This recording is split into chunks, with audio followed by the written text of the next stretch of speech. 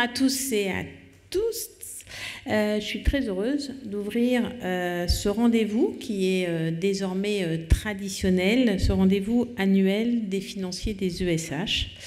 Je tiens bien sûr ici à remercier les équipes financières de la Fédération qui vous accompagnent tout au long de l'année et qui ont notamment Karen et Didier préparé cette journée financière qui, j'espère, alliera à la fois des sujets d'actualité sur les finances, mais aussi d'analyse de notre écosystème financier pour l'année. Depuis plusieurs années, j'ai l'occasion de vous dire à quel point je suis nulle en finance, mais aussi, ça c'est une réalité, mais aussi que le contexte dans lequel nous sommes nécessite certainement, plus qu'à d'autres périodes de notre histoire, l'expertise financière que vous représentez et votre regard, certes à la fois pour gérer les prêts, les comptes et autres, mais aussi pour donner aux directions générales justement une capacité d'arbitrage. Cette réalité, elle est bien évidemment cette année encore toujours valable. Et elle l'est peut-être plus encore, et c'est là-dessus que je voulais introduire cette journée. On vient d'avoir le projet de loi de finances. Bien évidemment, il arrive très tardivement dans notre calendrier, dans le calendrier aussi du débat législatif, et dans un contexte politique complexe que vous connaissez tous. Ce qui est clair aujourd'hui, c'est que cette loi de finances, elle n'est pas à la hauteur ni de la crise du logement, ni bonne pour le secteur du logement social. En tout cas, malgré quelque part le fait que nous avons fait notre devoir, en tout cas pour les ESH depuis de nombreuses années en termes contracycliques, que nous avons continué à investir tant dans l'offre neuve que dans la réhabilitation de nos parcs, on peut dire que le compte n'y est pas, puisque le projet de loi de finances initial prévoit de repasser la RLS à 1,350 milliard et une cotisation CG2LS sur le FNAP à 375 millions. Et par ailleurs, bien évidemment, gèle les APL. On n'a pas encore de demande de gel de nos loyers, mais malgré tout, ça reste le fait que nos locataires aient une année blanche en matière d'aide est aussi un élément de tension sur le modèle. D'habitude, vous me connaissez maintenant depuis quelque temps, je n'ai pas de naturel pessimiste. Je considère qu'il y a toujours des choses à faire, et donc nous allons les faire. D'une part, le Premier ministre a décidé de ne pas avoir recours au 49.3 sur ce débat parlementaire, donc ça veut dire qu'il donne la possibilité à l'Assemblée et au Sénat de modifier son texte et donc d'aller progressivement vers un texte de consensus. Donc nous allons bien évidemment jouer cette carte pour faire valoir les intérêts et la façon dont nous envisageons notre contribution au pacte social républicain et aussi à l'économie de manière générale. La première, ces actions, nous les avons déjà entamées avant même la chute du gouvernement Bayrou, puisque nous avons eu à plusieurs reprises des échanges avec le cabinet d'Amélie de Montchalin, à la fois pour essayer de clarifier le point de vue de part et d'autre, pour essayer aussi de lui dire que la difficulté que nous avons aujourd'hui avec elle, au-delà du fait de comprendre qu'il faut faire des économies, et ça je pense que c'est difficile de dire le contraire, c'est qu'on ne peut pas dire aux organismes qu'ils ont un certain nombre de leviers et en même temps, dans la même minute, les empêcher de les utiliser. Donc il nous faut... on peut entendre qu'il y a besoin de faire changer notre modèle, et ce n'est pas une nouveauté pour nous, mais par contre, il est nécessaire que les moyens de faire changer le modèle soient au rendez-vous, et donc la capacité à faire. C'est d'ailleurs pour ça que l'année dernière, avec le gouvernement Barnier, nous avions proposé que l'accord avec le gouvernement soit un accord pluriannuel et non pas annuel, que par ailleurs cet accord soit fait sur un principe assez simple et assez facile à faire pour nos sociétés, qui est d'être dans la réalité de leur action et de leurs engagements, et donc d'avoir, au travers de nouvelles CUS, un débat assez simple, légitime de mon point de vue, qui est celui qui fait A, celui qui ne fait pas n'a pas, c'est pas un drame, ça existe dans tous les secteurs de la vie, de notre vie Quand on fait, en général, on essaye d'obtenir des avantages. Et quand on ne fait pas, on a l'avantage de n'avoir rien fait. Qui est aussi une bonne raison actuellement. Alors, donc on avait essayé de porter ça. On va donc continuer à porter ça. Malheureusement, ce qui est vrai, c'est qu'on n'avait pas fait union en la matière, puisque finalement, la majorité, en tout cas du mouvement, avait considéré qu'un accord annuel non engageant était la contrepartie aux 200 millions de RLS de baisse, qui fait que nous arrivons cette année avec une loi de finances qui n'en tient pas compte. Et par ailleurs, le fait que nous avons continué à faire nos efforts, mais que nous n'avons pas été remerciés, ce qui, d'après moi, ne va pas être le cas non plus dans les années qui viennent. Ça ne nous a pas empêché au Congrès, collectivement, de demander une loi de programmation pour 10 ans à des gens qui vont peut-être rester 1 mois et demi au pouvoir. Au-delà de l'anecdote, je pense que ce qui est important quand on n'est pas pessimiste, c'est à la fois d'agir et en même temps de se demander pourquoi on a loupé. Alors certes, on a loupé parce qu'on n'était pas d'accord entre nous, ce qui malheureusement n'est pas non plus une chose très exceptionnelle dans le mouvement. Mais je pense que ce qui nous a fait le plus défaut, c'est cette idée d'accepter un engagement individuel et d'en rendre compte. Et ça, je pense que dans les années à venir, quoi qu'il arrive, quelle que soit la majorité qui sera au pouvoir, il y en aura une en 2027 à minima, parce que le système est ainsi fait que l'élection législative intervenant 1 mois après la présidentielle, en général, les Français donnent la majorité à celui qu'ils ont élu, eh bien, il faudra rentrer dans un système qui est beaucoup moins... qui est un problème collectif, qui n'est pas dans notre ADN, qui est de penser que les accords que nous passons doivent être réalisés.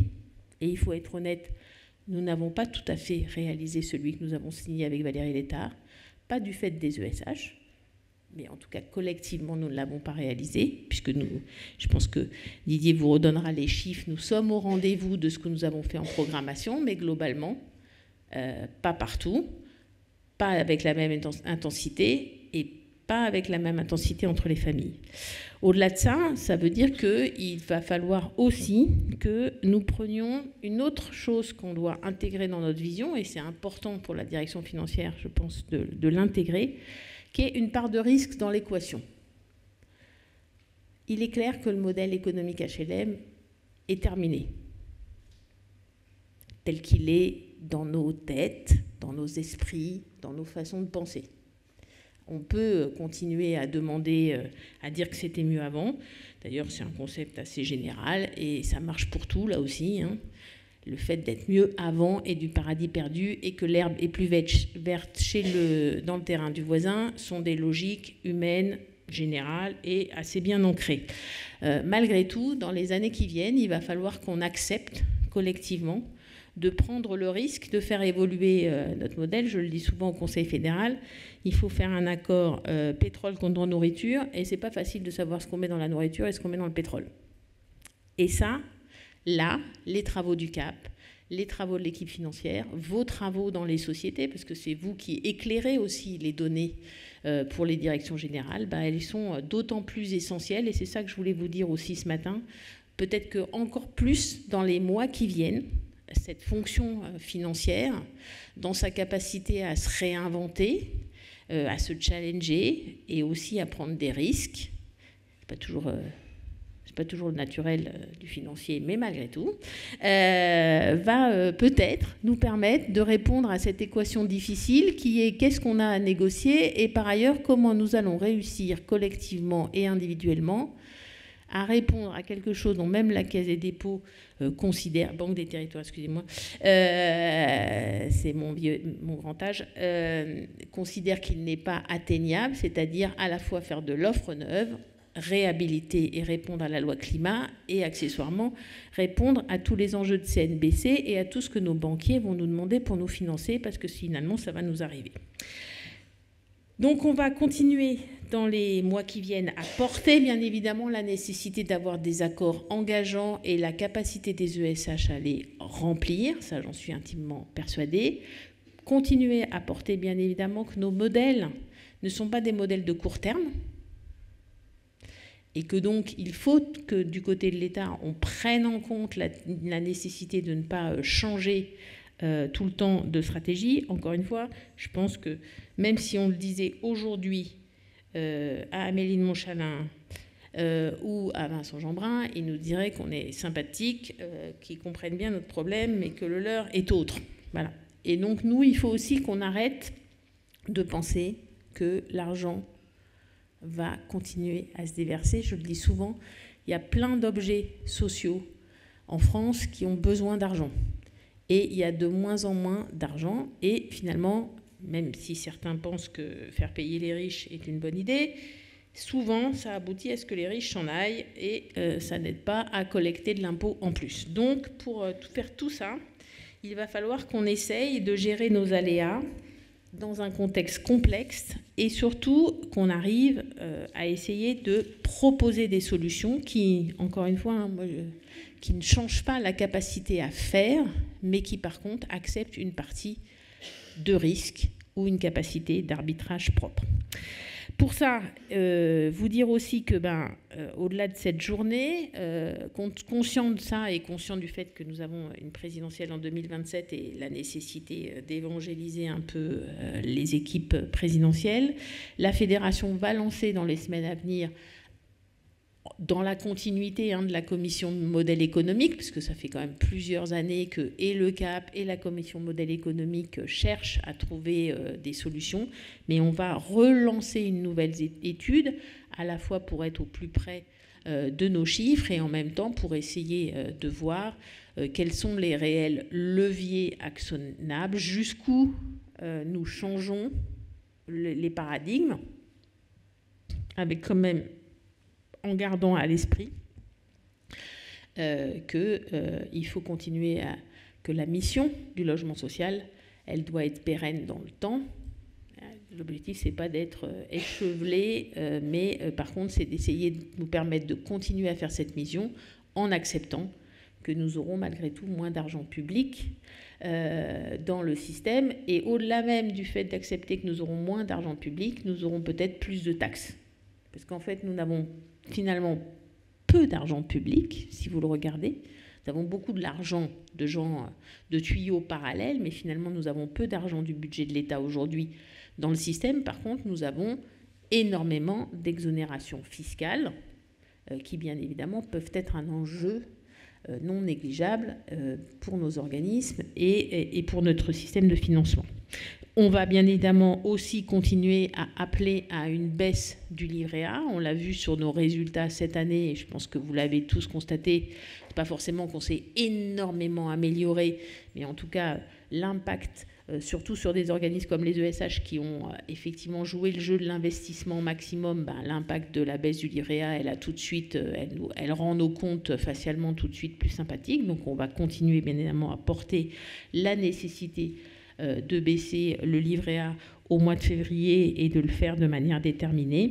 Et puis, on va essayer aussi, bien évidemment, de continuer à travailler sur nos capacités d'adaptation, qu'elles soient économiques, qu'elles soient sociales ou qu'elles soient environnementales. Au final, c'est certainement l'un des axes les plus généraux qui implique nos sociétés aujourd'hui, c'est celle de s'adapter à un monde mouvant et complexe. Et je suis sûre que cette journée vous permettra de continuer ce petit chemin au travers de la fonction financière. En tout cas, je vous souhaite.